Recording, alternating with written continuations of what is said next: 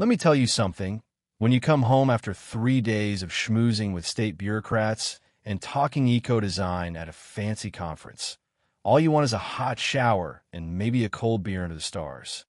But I rolled up to my place, my hillside slice of Sonoma County, where the air feels cleaner than confession, and found a blood-red envelope zip-tied to my front gate, waving in my headlights like a warning flag. That's how you know the peace is about to break. Now, I'd seen my share of HOA horror stories, but this was new. The letter was laminated like some kind of eviction notice for a dog, and the tone, let me tell you, it just dripped with authority. Notice of voluntary removal, unauthorized construction, it said. I'll admit, I laughed out loud at first, until I saw the signature. Karen Dalton, President, Cypress Hilltop HOA. You hear that name enough up here, you start checking your locks twice. The funny part is, my property isn't in their HOA. That was the whole reason I bought this land. A patch of 6 acres carved out from all the rules and finger-pointing. I'd spent years making sure of it. I checked the zoning myself, traced the boundaries, even kept a binder in my safe labeled, No HOA, just in case anyone ever tried to get cute. But here was this threat. Over my pool. The pool I built with my own hands, poured the concrete, laid the tile, ran the solar lines underground. Up to code, every inspection signed off. Even the fire chief gave me a handshake after I wrapped the pump in flame shield. I take pride in doing things right. But something about that envelope got under my skin. So I did what any sensible person does. I went straight to my safe, pulled out the paperwork, permits, land surveys, the whole 9 yards. I checked every line and found what I already knew. The pool sat a good 23 feet inside my own boundary. They had nothing on me. But you want to hear the real kicker? I checked my security cameras, motion-activated, cloud storage, the works. I figured maybe I'd see a raccoon or a deer. Instead, up pops Karen, flashlight in hand, 2 stooges trailing behind her, measuring tape stretched out, sneaking around like wannabe spies. Clear as day on the audio, 23 feet. We can challenge the visual intrusion. That's her, muttering to her lackeys like she's drawing up battle plans. That's when I knew, plain as the sunrise, this wasn't some clerical error. This was a declaration of war. The next morning, before the caffeine even hit my system, I filed a complaint with the county, uploaded every document, every map, every permit, even the invoice for the fancy tile, because why not? And then, the cherry on top, security footage of Karen trespassing, tape measure in hand, caught red-handed. I typed up my statement. Never been a member of the HOA, my land is my land, and these people are trespassing and harassing, and hit send. 10 minutes later, I got the case number, and that's when the chess game really started. I rang up my attorney, Mitch. Guy knows zoning law like most people know their kids' birthdays. I barely finished the story before he started cursing about Karen. Apparently, I'm not her first rodeo. Last time, she tried to get a guy fined for having a gray mailbox. He told me to send everything over and promised a cease and desist letter by lunch. I could have hugged the man. That afternoon, just as I was settling down, a white Ford Explorer with county plates pulled up my drive. Out steps Rick, the code compliance inspector. Sunburned, businesslike but fair. He tells me the HOA filed a complaint, wants to see the pool, so I show him everything. Permits, fire clearance, stamp plans, even the fire chief's signature. He paces it off himself, 23 feet inside the line. Not even close to a violation. Rick leans in and tells me, they submitted an altered GIS map, claiming your parcel overlaps a visual easement. I just stared at him. Is that even a thing? He shrugs. No, not under county code. All HOA fantasy. But he has to review it now that it's in the system. I told him to let Karen know my pool isn't a billboard for her HOA. He actually cracked a smile. After he left, I sat on the edge of my pool, boots dangling, sun setting. I'd followed every rule, and still, I was the villain in someone else's drama. But I wasn't going to be their scapegoat. Not now. By Monday, I'd had enough of playing defense. I started digging into public records, permits, parcel maps, satellite imagery, just to see how far this rabbit hole went. And you'll never guess what I found.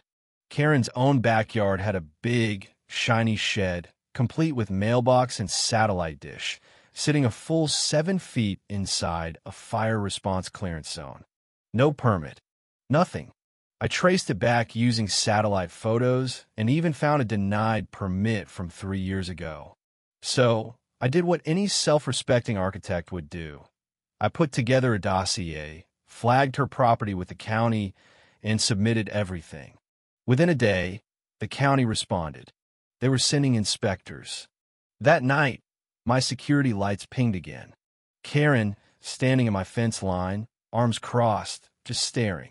Not stepping over, not saying a word, just burning a hole through the darkness. She knew.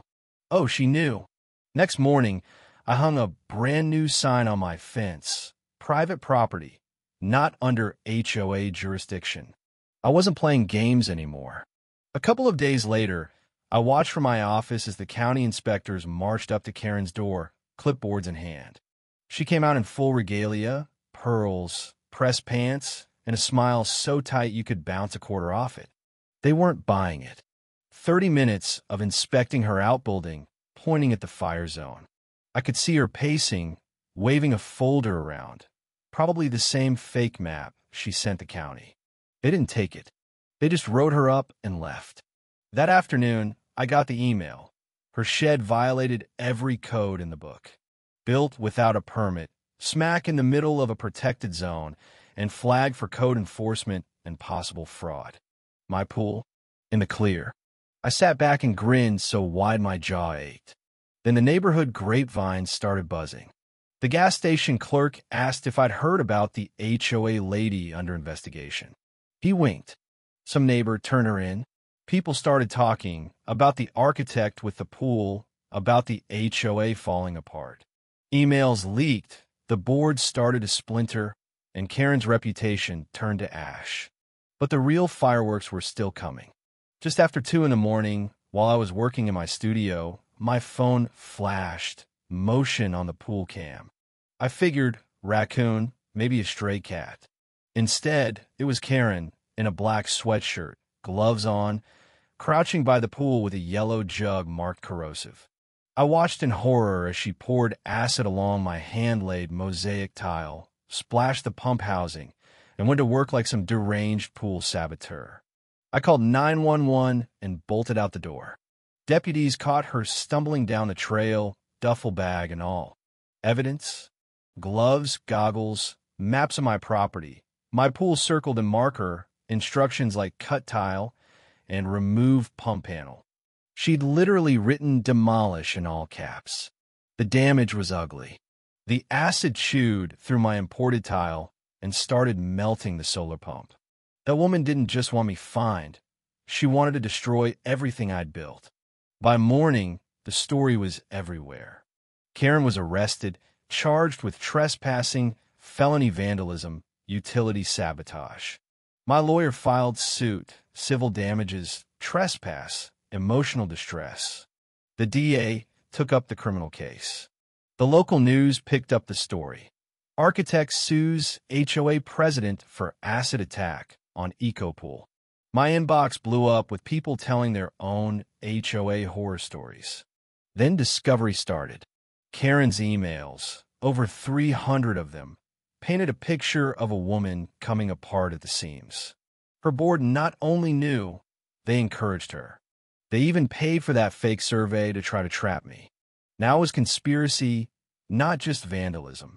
In court, Mitch laid out the timeline like a movie: trespass, fake documents, the acid attack, the emails.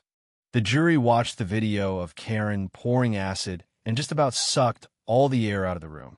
But the emails, the ones with aesthetic attack, visual trespass, and I'll handle it myself, those sealed her fate. Guilty, on all counts. Civil judgment in full. Karen got jail time and a restraining order. The county, seeing blood in the water, started auditing the whole HOA.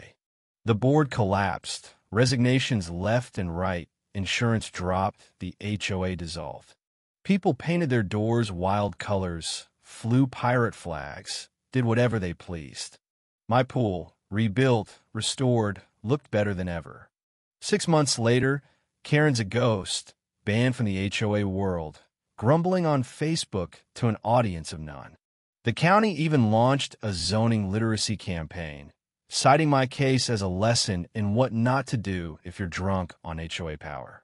Now, people drive by, sometimes just to see the pool. Some ask for advice. How did I fight back? How did I win? I tell them the truth.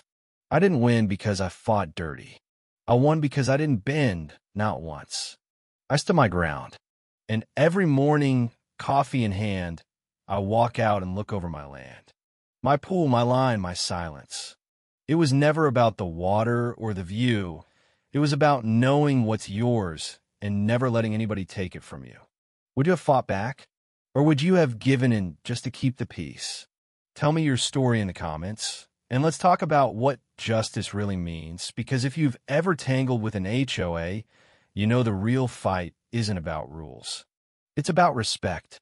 If you made it this far, share your own experience below, or weigh in who was right, who was wrong, and where's the line between community and control.